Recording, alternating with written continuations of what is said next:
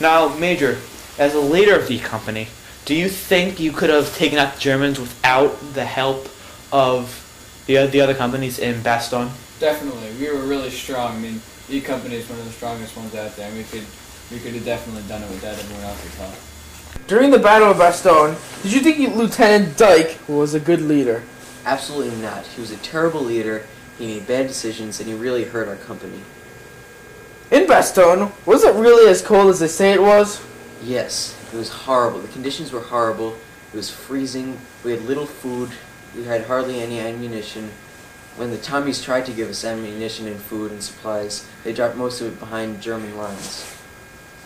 Now, Doc, you were one of the more important characters in Bastogne.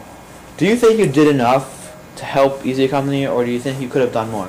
You know, I did what I could when I could do it. I lost a couple of guys. That's been real hard on me.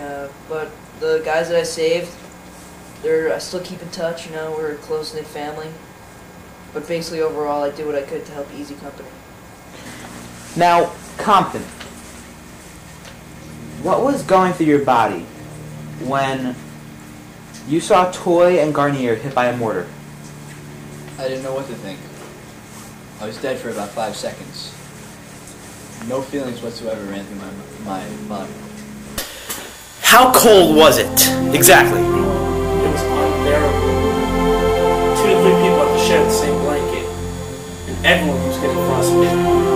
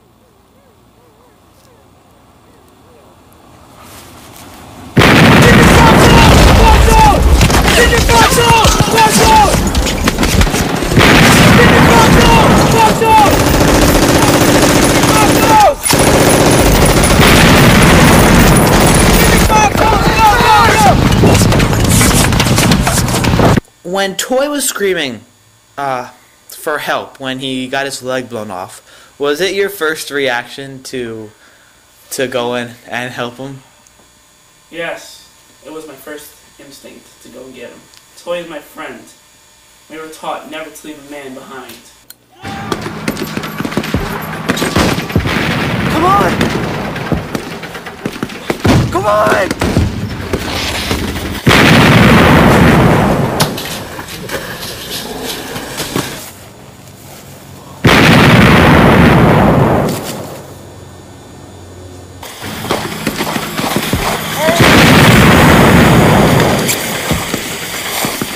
Can I have a word with you, Major? What's on your mind, Sergeant? I think Lieutenant Dyke is going to make a lot of bad decisions tomorrow in the field. That's not your call to make, Sergeant. I still think he's going to get a lot of our men killed. Thank you.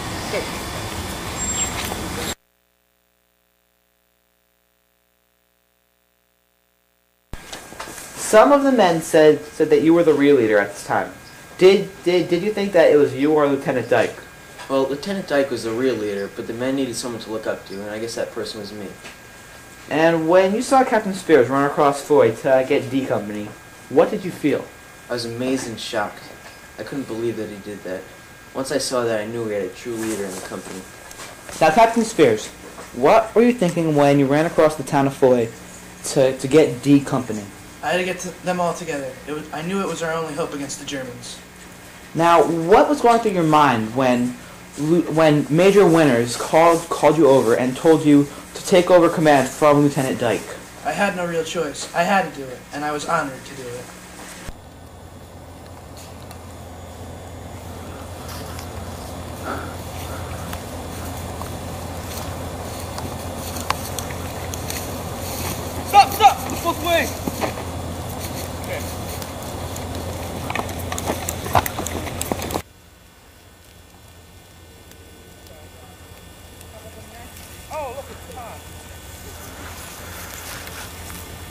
her out, filter her out.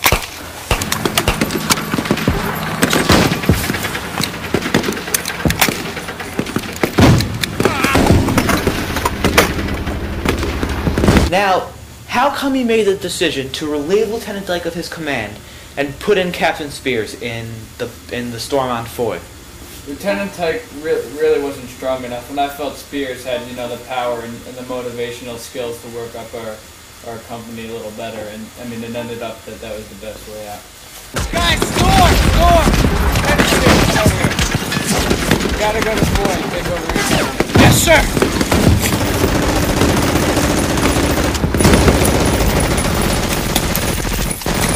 Get up the hill!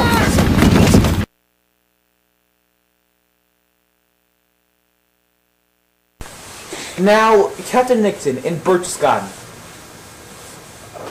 What was it like? I mean, there are so many different descriptions. So many people said different things. But what did you say it was? Berchtesgaden was a change from World War II for all of the Easy Company and the paratroopers. In Berchtesgaden, we got to sleep in houses. That's a big plus.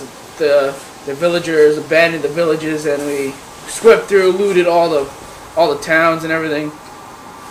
It was pretty good. We all felt happy that we were going to be on the way to the Eagle's Nest. Now, what was the Eagle's Nest? The Eagle's Nest was a fortress in the mountains owned by Hitler himself. It was given to him as a birthday present from one of the highest officials in Germany. It was mainly a place for the officers of Hitler's army to vacation and have a good time, but we saw it as the final destination of our tour in Europe. Now, Captain Spears, in Berchtesgaden, when you got there, was there anybody left in the houses? All the Germans were gone. The only thing left were the maids and butlers.